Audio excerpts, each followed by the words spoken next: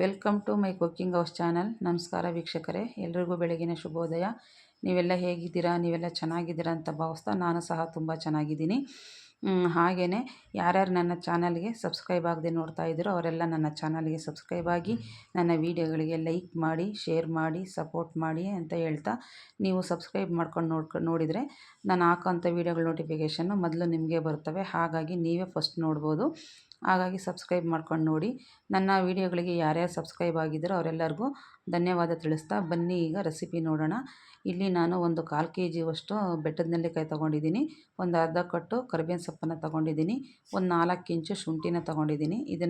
ಇವನ್ನೆಲ್ಲ ತೊಳ್ಕೊಂಡ್ಬಿಟ್ಟು ನೆಲ್ಲಿಕಾಯಿನ ಬೀಜ ತೆಗೆದು ಕಟ್ ಮಾಡಿ ಮಿಕ್ಸಿಗೆ ಹಾಕ್ಕೊಬೇಕು. ಶುಂಠಿನೂ ಸಹ ಚಿಕ್ಕ ಚಿಕ್ಕದಾಗಿ ಕಟ್ ಮಾಡಿ ಅದನ್ನು ಹಾಕ್ಕೊಂಡು, ಕರಿಬೇವಿನ ಸೊಪ್ಪು ತೊಳೆದಿರೋದನ್ನು ಹಾಕ್ಕೊಂಡು, ಇದಕ್ಕೆ ನಾನು ಒಂದು ಅರ್ಧ ಸ್ಪೂನು ಪಿಂಕ್ ಸಾಲ್ಟ್ ಸೇರಿಸ್ತಾ ಇದ್ದೀನಿ.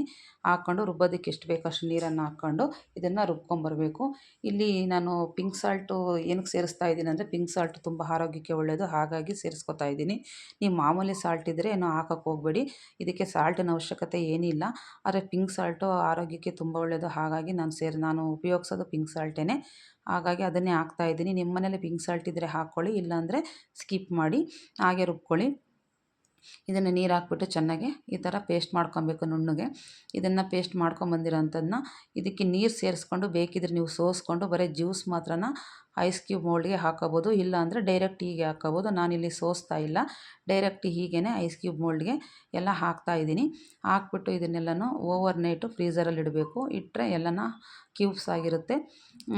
ನೆಕ್ಸ್ಟ್ ಡೇ ಮಾರ್ನಿಂಗು ಬಿಸಿನೀರನ್ನ ಕಾಯಿಸ್ಕೊಂಬಿಟ್ಟು ಉಗುರು ಬೆಚ್ಚಗೆ ಒಂದು 2 ಇದನ್ನು ಕ್ಯೂಬ್ಸನ್ನು ಹಾಕ್ಕೊಂಡು ಖಾಲಿ ಹೊಟ್ಟೆಲೇ ಕುಡಿಬೇಕು. ಇದನ್ನು ಬೆಳಗ್ಗೆ ಮುಖ ತೊಳೆದ ತಕ್ಷಣ 1-2 ಲೋಟ ಬಿಸಿನೀರು ಕುಡಿದು ನಂತರ ಈ ನೀರನ್ನು ಕುಡಿದ್ರೆ ತುಂಬ ಆರೋಗ್ಯಕ್ಕೆ ಒಳ್ಳೆಯದು. ಇಲ್ಲಿ ಬೆಟ್ಟದ ನೆಲ್ಲಿಕಾಯಿ ಇಮ್ಯುನಿಟಿನ ಬೇಗ ಬೂಸ್ಟ್ ಮಾಡುತ್ತೆ. ಆಮೇಲೆ ಇಲ್ಲಿ ಕರಿಬೇವಿನ ಸೊಪ್ಪು ಸಹ ಅಷ್ಟೇ, ಕೂದಲಿಗೆ ತುಂಬ ಒಳ್ಳೆಯದು. ಆಮೇಲೆ ಇಲ್ಲಿ ಶುಂಠಿ ಉಪಯೋಗಿಸಿರೋದು ಡೈಜೆಷನ್ಗೆ ತುಂಬ ಒಳ್ಳೆಯದು. ಹಾಗಾಗಿ ಎಲ್ಲನೂ ಆರೋಗ್ಯ ಬೆನಿಫಿಟ್ ಇರೋ ಅಂಥದ್ದೇ. ಹಾಗಾಗಿ ಇದನ್ನು ಡಯಟ್ ಮಾಡೋರು ನಿಮ್ಮ ಡಯಟ್ ಲಿಸ್ಟಲ್ಲಿ ಇದನ್ನು ಒಂದು ಸೇರಿಸ್ಕೊಬೋದು. ಇಲ್ಲಾಂದರೆ ಮಾಮೂಲಿ ಆರೋಗ್ಯವಾಗಿರೋರು ಡೈಲಿ ಒಂದೊಂದು ಗ್ಲಾಸ್ ಇದನ್ನು ಕುಡಿಬೋದು. ತುಂಬ ಆರೋಗ್ಯಕ್ಕೆ ಒಳ್ಳೆಯದು. ಏರ್ ಫಾಲ್ಸು ತುಂಬ ಆಗ್ತಾಯಿದ್ರೆ, ಆಮೇಲೆ ಡಲ್ ಸ್ಕಿನ್ ಇರೋ ಅಂಥವ್ರು, ಡ್ರೈ ಸ್ಕಿನ್ ಇರೋ ಅಂಥವ್ರು, ಆಮೇಲೆ ಇದು ನಮ್ಗೆ ಡೈಜೆಷನ್ ಕ್ಲೀನಾಗಿ ಆಗ್ತಾಯಿಲ್ಲ, ನಮಗೆ ಗ್ಯಾಸ್ಟ್ರಿಕ್ ಪ್ರಾಬ್ಲಮ್ ಇದೆ ಅನ್ನೋರು ಯಾರು ಬೇಕಾದ್ರೂ ಇದನ್ನು ಡೈಲಿ 1-2 ಕ್ಯೂಬ್ಸ್ನ ಬಿಸಿನೀರಿಗೆ, ಉಗುರು ಬೆಚ್ಚನೆ ನೀರಿಗೆ ಹಾಕ್ಕೊಂಡು ಇದನ್ನು ಡೈಲಿ ಸಿಪ್ ಬೈ ಸಿಪ್ಪು ಕುಡಿಬೇಕು. ಡೈರೆಕ್ಟು ಹಾಗೆ ಕುಡಿಬಾರ್ದು. ಸಿಪ್ ಬೈ ಸಿಪ್ಸು ಕುಡಿದ್ರೆ ಆರೋಗ್ಯಕ್ಕೆ ತುಂಬ ಬೆನಿಫಿಟ್ ಇರೋಂಥ ಜ್ಯೂಸ್ ಇದು. ಇದನ್ನು ಎಲ್ಲ ಕ್ಯೂಬ್ಸ್ಗಳೆಲ್ಲನ ರಿಮೂವ್ ಮಾಡಿಕೊಂಡು ಒಂದು ಬಾಕ್ಸ್ಗೆ ಹಾಕಿ ನೀವು ಫ್ರೀಝರಲ್ಲಿ ಇಟ್ಕೊಂಡ್ರೆ ಡೈಲಿ 2 ಹಾಕ್ಕೊಂಡು ಕುಡಿಬೋದು. ಇಲ್ಲಾಂದರೆ ಡೈಲಿ ನಾವು ಮಾಡ್ಕೊಂಡು ಕುಡಿತೀವಿ ಅಂದ್ರೂ ಕುಡಿಬೋದು. ಡೈಲಿ ಮಾಡ್ಕೊಂಡು ಕುಡಿಯೋಕ್ಕೆ ನಮಗೆ ಟೈಮ್ ಇಲ್ಲಪ್ಪ ಅನ್ನೋರು ಒಂದು ಸತಿ ಹೀಗೆ ಮಾಡಿ ನೀವು ಕ್ಯೂಬ್ಸೆಲ್ಲ ಒಂದು ಬಾಕ್ಸ್ಗೆ ಹಾಕಿಟ್ಕೊಂಡು ಡೈಲಿ 2 ಕ್ಯೂಬ್ಸನ್ನು ಹಾಕ್ಕೊಂಡು ಕುಡಿಬೋದು. ಆರೋಗ್ಯಕ್ಕೆ ತುಂಬ ಒಳ್ಳೆಯದು. ನಾನು ಇದನ್ನು ಟ್ರೈ ಮಾಡ್ತಾಯಿದ್ದೀನಿ.